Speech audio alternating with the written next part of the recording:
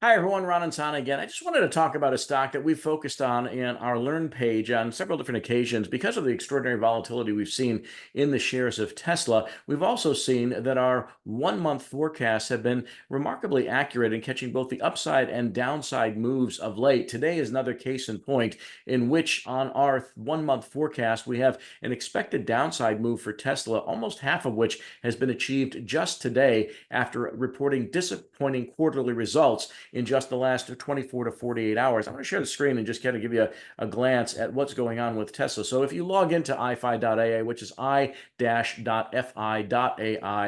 we'll get you, of course, onto the screen. You'll see the Explore page, which offers an array of ETFs at the top. And then, of course, our best ideas for maybe in this instance, the top 7 gainers that we expect to see over the next 30 days. But if you pop over to popular stocks, you'll see that Tesla's on the list. And you just click on that, and you'll also see that Tesla shows up here, and you'll see that our current forecast over the next 30 days is for a 28% decline. Now, today, the stock alone is down 10.25%, about a third of the way, a little more than a third of the way to that 30-day forecast, all coming in one day. Now, we've seen this in a couple of prior periods. We caught Tesla on the upside earlier in the year with an expected jump of over 40%, and we got 35% in the space of 5 days. Similarly, there were a couple of other moves in which our forecasts were pretty spot on when it came to Tesla, as this graph will indicate. And you can see the movement of the stock against the expected forecast. And in some instances, it's underperformed. In some instances, the stock has outperformed our forecast.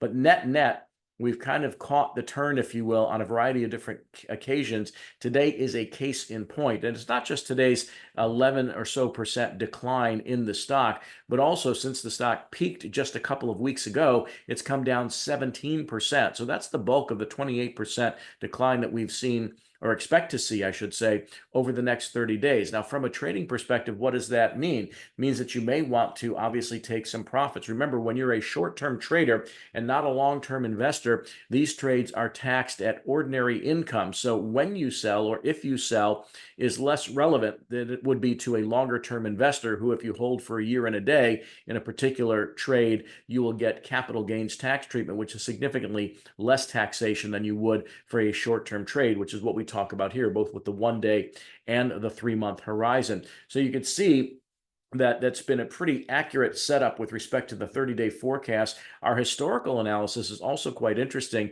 If you'd see where the stock turned, or the forecast, I should say, turned negative on July 4th, that was about 1 week before Tesla peaked. And as you could see, the forecasts have been getting increasingly negative since then. And again, the lion's share of that forecasted decline has been hit. A prudent portfolio practice would suggest that one takes some profits. Maybe you play with house money, just take some chips off the table and then let it ride. These forecasts that we offer over a 30-day time horizon are computed on a 30-day rolling forecasted basis using our Watson X platform with our partners at IBM. So just some thoughts on how you might play Tesla, how you might use this particular tool, both the 1 day and the 1 month forecast, to take advantage of the expected rates of return that we see. Now, you can go back to the Explore page and you can find other opportunities here for, in this instance, our top 7 best ideas, which all have short-term gains. Now, of course, today is a down day in the market. I'm speaking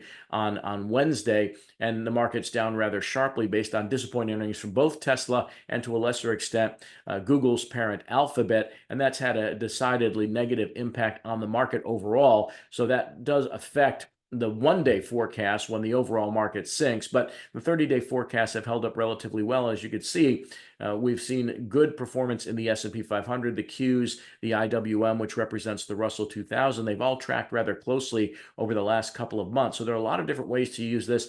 I'll get into more detail on how to maybe select individual stocks or how to play some of the ETFs in future conversations. Just wanted to revisit Tesla again, though, because it's been so volatile, because the forecast has been reasonably accurate. There are a variety of ways to play this once, in fact, you get close to hitting that 30-day expected rate of return.